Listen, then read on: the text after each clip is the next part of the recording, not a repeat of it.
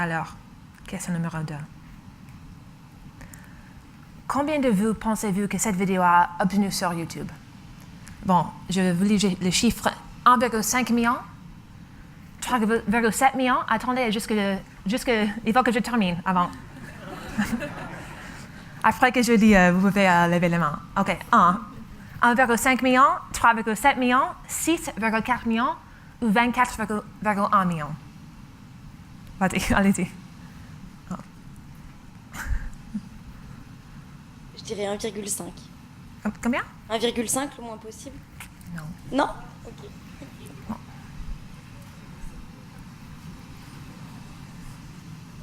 Suspense. 24,1. Combien? 24,1. Parfait, exactement. 24 millions de vues sur cette vidéo BDB sur YouTube. C'est incroyable. Félicitations. Et finalement, question numéro 3. Pour moi, ces chiffres résument beaucoup des interrogations qu'on peut avoir sur le parcours d'achat BDB. Donc alors, la question, quel pourcentage du parcours d'achat est déjà effectué au moment où un prospect vous contacte? Oh, je suis contente. Je pense que c'était là. Oh, ah, OK. Je suis sûr que j'ai le premier, Léon. D'accord, OK. Je vous laisse la parole. 57%? 57%, exactement. Bravo. S'il y a un chiffre que vous devez retenir, c'est ça, 57%. Plus que la moitié du processus d'achat est déjà fait quand il vous contacte. Donc, le message est clair. Je vais pas répéter.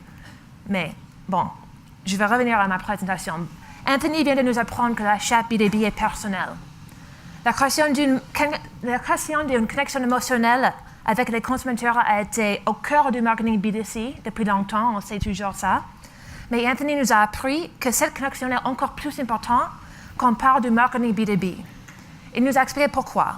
Quand un consommateur personnel fait un mauvais achat, les enjeux sont relativement faibles.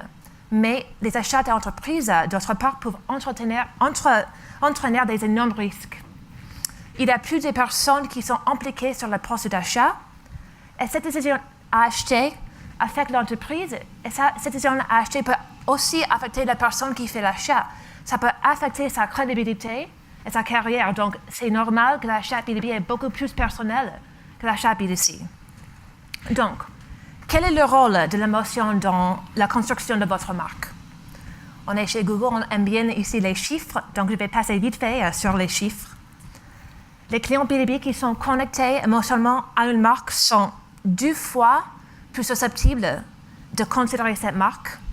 Dans le B2B, c'est important de garder nos clients, on sait tout ça. Et avec l'émotion, vous augmentez la probabilité que vos clients vous considèrent et qui vous restent fidèles.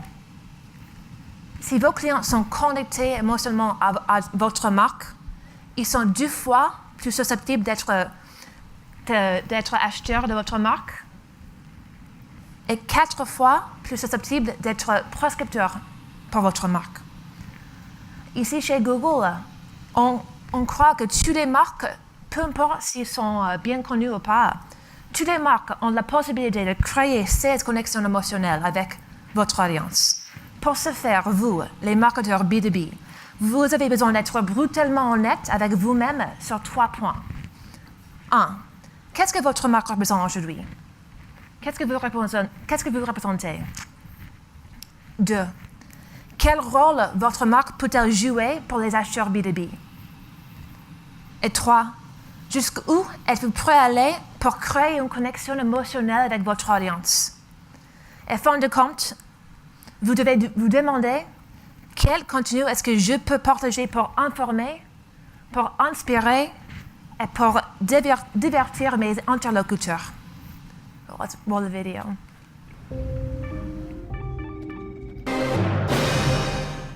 Alors, Adobe, c'est une compagnie B2B. Et on vient de voir comment ils utilisent la vidéo pour connecter émotionnellement avec leur audience B2B. Donc, la réponse à la question « Comment créer une connexion émotionnelle avec votre audience B2B ?» c'est simple. C'est la vidéo en ligne.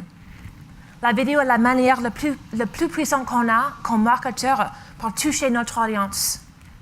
Et les clients B2B qui ont été exposés à une marque via une vidéo en ligne sont 86% plus susceptibles d'acheter cette marque. 86% plus susceptibles. C'est incroyable. Je reviens au slide de Jean-Sienne tout à l'heure, elle nous a présenté. Aujourd'hui, 70% de vos clients utilisent déjà la vidéo pour établir la considération de plusieurs marques et pour affiner leur choix. Ils ne sont pas sur YouTube pour regarder les vidéos de conseils budget ou de recettes à la mode. Ils sont là pour regarder les vidéos afin de les aider dans leur achat B2B. Ils regardent les vidéos pour mieux comprendre un produit ou un service, pour obtenir des informations générales ou bien juste pour apprendre plus de votre marque. YouTube est le numéro 2 moteur de recherche après Google et vos clients sont vraiment là pour trouver les informations qui vont les aider à décider où acheter. Donc, il faut savoir comment vous voulez positionner votre marque. Quelle histoire voulez-vous raconter? Mon collègue Damien va vous parler de comment concrètement vous pouvez faire ça avec du bon contenu sur YouTube. Donc, je laisse la parole à Damien.